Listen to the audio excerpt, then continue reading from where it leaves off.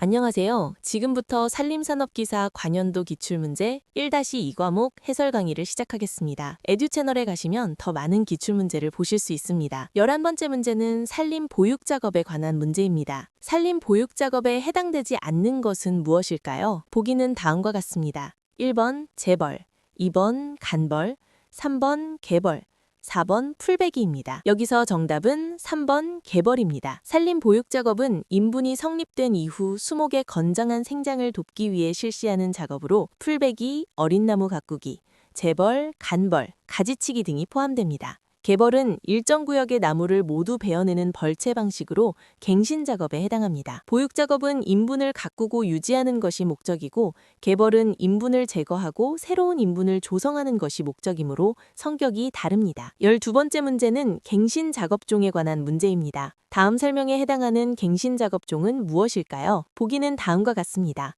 1번 모수 작업, 2번 개벌 작업, 3번 택벌 작업, 4번 중림 작업입니다. 여기서 정답은 1번 모수 작업입니다. 모수 작업은 천연갱신 방법 중 하나로 벌채 후 종자를 공급할 모수를 일정 수 남겨두고 나머지를 개벌하는 방식입니다. 남겨진 모수가 종자를 산포하여 치수를 발생시키고 치수가 충분히 자란 후 모수도 제거합니다. 이 방법은 개벌의 단점을 보완하면서도 천연갱신의 장점을 살릴 수 있습니다. 주로 소나무, 낙엽송 등 양수 수종의 갱신에 적합합니다. 13번째 문제는 수종별 파종 방법에 관한 문제입니다. 수종별 파종 방법으로 적합하지 않은 것은 무엇일까요? 보기는 다음과 같습니다. 1번 소나무 산파, 2번 호두나무 산파, 3번 느티나무 조파, 4번 상수리나무 전파입니다. 여기서 정답은 2번 호두나무 산파입니다. 파종 방법은 종자의 크기와 특성에 따라 달라집니다. 소나무처럼 종자가 작은 경우 산파가 적합하고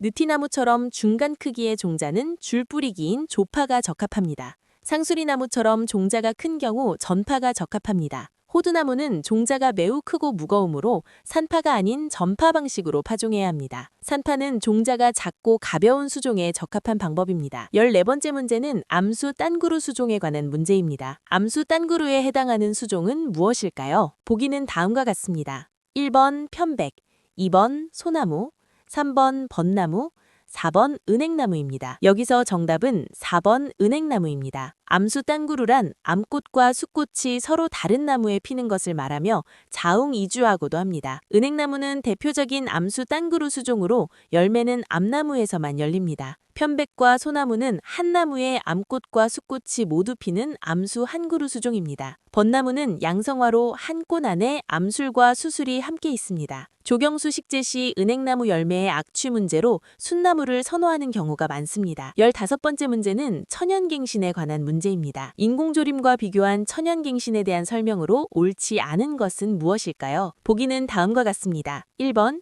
임지가 낮출되지 않아 지력이 유지된다. 2번 전문적인 육림기술이 필요하지만 벌목과 운제 작업은 용이하다. 3번 인분 조성의 확실성이 결여되어 보완조림 등이 필요한 경우가 있다. 4번 치수가 모수의 보호를 받고 여러 가지 위해에 대한 저항력이 강하다입니다. 여기서 정답은 2번입니다. 전문적인 육림기술이 필요하지만 벌목과 운제 작업이 용이하다는 설명이 옳지 않습니다. 천연갱신은 인공조림에 비해 전문적인 기술이 필요하며 벌목과 운제 작업이 오히려 어렵습니다. 기존 인분 내에서 작업이 이루어지므로 치수 손상 우려가 있고 장비 진입도 불편합니다. 반면 임지가 노출되지 않아 지력이 유지되고 치수가 모수의 보호를 받고 지역 환경에 적응된 수종이 자연스럽게 경신된다는 장점이 있습니다. 16번째 문제는 종자 검사 항목에 관한 문제입니다. 종자 검사 항목에 대한 설명으로 옳지 않은 것은 무엇일까요? 보기는 다음과 같습니다. 1번 효율은 발화율 곱하기 순량률로 계산하며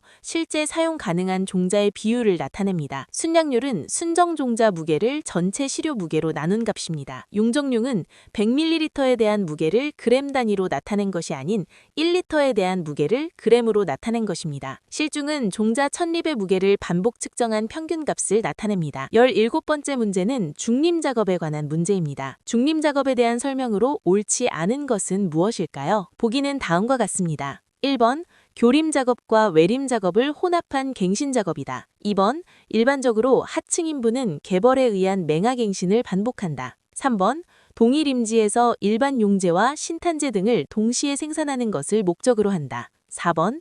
하층목은 양수수종, 상층목은 음수수종이 적합하다입니다. 여기서 정답은 4번입니다. 하층목은 양수수종, 상층목은 음수수종이 적합하다는 설명이 옳지 않습니다. 중림자럽에서는 상층목이 햇볕을 많이 차지하므로 하층목은 그늘에서 잘 자라는 음수수종이 적합합니다. 상층목은 지하고가 높고 수관 사이로 햇볕이 투과될 수 있어야 하층목의 생장을 돕습니다. 중림작업은 교림과 외림을 동일 임지에서 동시에 운영하여 용제와 신탄제를 함께 생산하는 효율적인 갱신 방식입니다. 18번째 문제는 카스페리안대의 역할에 관한 문제입니다. 뿌리의 내피에 발달한 카스페리안대의 역할에 대한 설명으로 옳은 것은 무엇일까요? 보기는 다음과 같습니다. 1번.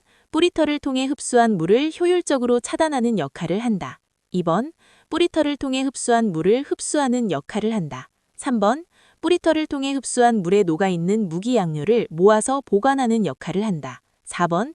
뿌리털을 통해 흡수한 물에 녹아있는 무기양료만 통과시키는 거름종이 역할을 한다입니다. 여기서 정답은 4번입니다. 무기양료만 통과시키는 거름종이 역할을 한다입니다. 카스페리안대는 뿌리 내피 세포벽에 수베린이라는 지방성분이 침착된 구조물입니다. 이 구조는 물과 무기양료가 세포벽을 따라 자유롭게 이동하는 아포플라스트 경로를 차단합니다. 따라서 물과 무기양료는 반드시 세포막을 통과하는 심플라스트 경로를 이용해야 합니다. 이 과정에서 선택적 흡수가 이루어져 불필요한 물질의 유입을 막고 필요한 무기양료만 통과시키는 역할을 합니다. 19번째 문제는 교림에 관한 문제입니다. 종잣동은 삽목에 의해 시작된 숲으로 주로 높은 수고의 수목으로 이루어진 숲은 무엇일까요? 보기는 다음과 같습니다. 1번 교림, 2번 외림, 3번 중림, 4번 중림입니다. 여기서 정답은 교림입니다. 산림은 성립 방법과 구조에 따라 여러 종류로 구분됩니다. 교림은 종자나 삽목 등 실생기원의 수목으로 이루어진 숲으로 수고가 높고 수명이 길며 대경제 생산에 적합합니다. 외림은 맹하갱신에 의해 형성된 숲으로 수고가 낮고 연료제나 소경제 이용에 이용됩니다. 중림은 교림과 외림이 혼합된 형태이며 중림은 대나무로 이루어진 숲을 말합니다. 20번째 문제는 리기다 소나무에 관한 문제입니다. 리기다 소나무에 대한 설명으로 옳지 않은 것은 무엇일까요? 보기는 다음과 같습니다. 1번 맹하력이 약하다. 2번 잎은 3개씩 나오고 비틀린다. 3번 소나무에 비해 송충이 피해가 적다.